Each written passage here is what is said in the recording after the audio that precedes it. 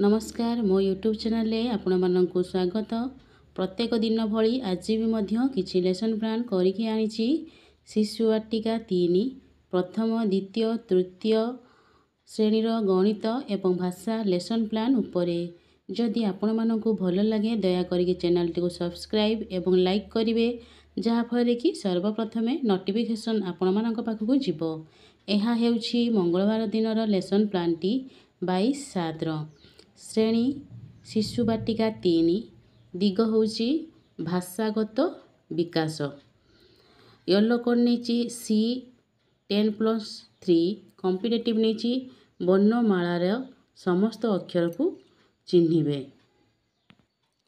शिक्षार्थी मानकु यू आकार रे बसाई दुई दल रे थिबा पिला मानकु शिक्षक जण जण करी पिला को ठिया करेबे एवं शिक्षक पाखरे थिबा अक्षर कार्ड को पिला को पचारिबे। जो पिला को पचारिबे सही पिलाटी सही अक्षर को चिन्हि कहबो सही अक्षरटी कौन। एहीपरि भाबरे प्रत्येक पिला को नेकी कार्यटी शिक्षक करिवे। पिला माने देखि ताकू चिन्हि अक्षर को चिन्हिकी कहिबे। ओ ठारू ल पर्यंत प्रत्येक अक्षर सहित तांकर परिचित हेबो।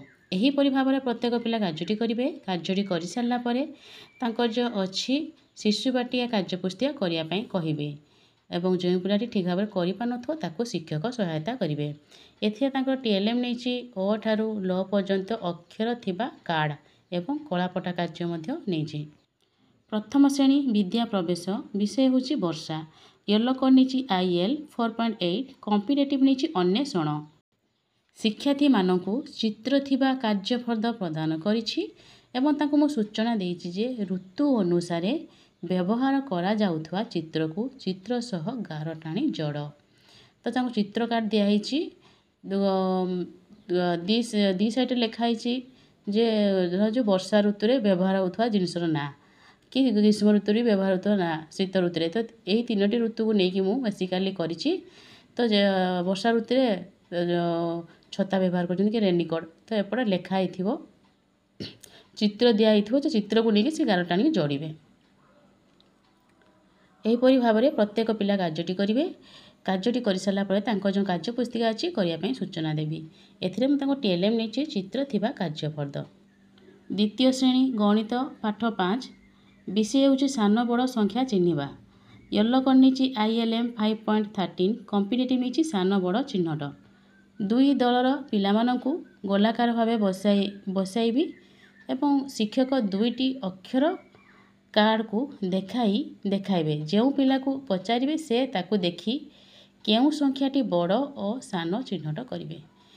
पिला मानकु शिक्षक संख्या कार्ड देखेबे। जो पिला को पचारिबे सेही पिला ही उत्तर दबो। कोडा बड़ दीटा संख्या देखेबे जे कोडा बड़ संख्या कोडा सान संख्या चिन्हि कहबे। एहीपरि प्रत्येक पिला को पचरा हबो और प्रत्येक पिला माने चिन्हि उत्तर देबे।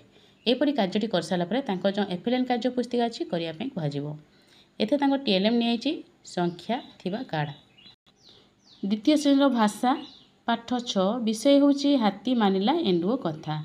एथिरे ईसीएल नेछि येलो कोड नेछि ईसीएल 1 6.2 कॉम्पिटिटिव नेछि कविता आवृत्ति। शिक्षार्थी मानकु यू आकार ठिया करई जो गीतटी अछि हाथी मानिला एंडुओ कथा ता पद्यटी को उच्च स्वर रे शिक्षक अंग भंगी सह आवृत्ति करिवे एवं शिक्षार्थी मानकु सूचना दैछन जे शिक्षक जो भली अंग भंगी सह अभिनय करिवे ताकू अनुसरण करी सेमाने मध्य से भली कविताटी आवृत्ति करिवे। एहीपरि 2-3 थर कविता आवृत्ति करा जिवो। एहीपरि कार्यटी करि साला परे तांकर जो एफएलएन कार्यपुस्तिका अछि करिया पई कहिबे। एते तांको टीएलएम नेछि पाठ्य पुस्तक एवं कार्य पुस्तिका। तृतीय श्रेणी गणित पाठ 6 विषय होछि जोड़ बेजोड़ संख्या चिन्हट। येलो कोड नेछि आईएल 6.5 कॉम्पिटिटिव नेछि ज्ञानगत कौशल।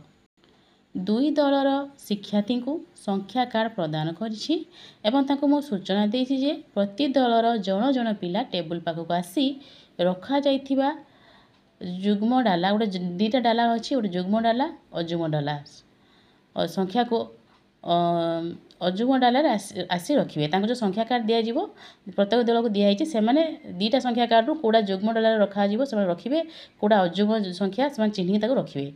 ଯେ ପ୍ରତ୍ୟେକ ପିଲା ଠିକ୍ ଭାବରେ କାର୍ଯ୍ୟଟି କରୁଛନ୍ତି ନାହିଁ ତାକୁ ଚେକ୍ କରାଯିବ। ଯେଉଁ ପିଲା ଠିକ୍ ଭାବରେ କରିପାରୁନଥିବ ତାକୁ ଶିକ୍ଷକ ସାହାଯ୍ୟ କରିବେ। ଏହାପରେ ତାଙ୍କର ଯେଉଁ ଏଫିଡାଭିଟ୍ କାର୍ଯ୍ୟ ପୁସ୍ତିକା କରିବା ପାଇଁ ତାଙ୍କୁ ସୂଚନା ଦିଆଯିବ।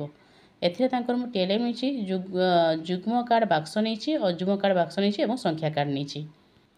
ତୃତୀୟ ଶ୍ରେଣୀ ଭାଷା ବିଷୟ ହେଉଛି କହିବା ଆଗରୁ କରିବା। ୟେଲୋ କାର୍ଡ଼ ନେଇଛି ECL 1 6.3 କ ଦେଇଛି। କମ୍ପିଟେଟିଭ୍ ନେଇଛି ମୌଖିକ ଭାଷାର ବିକାଶ।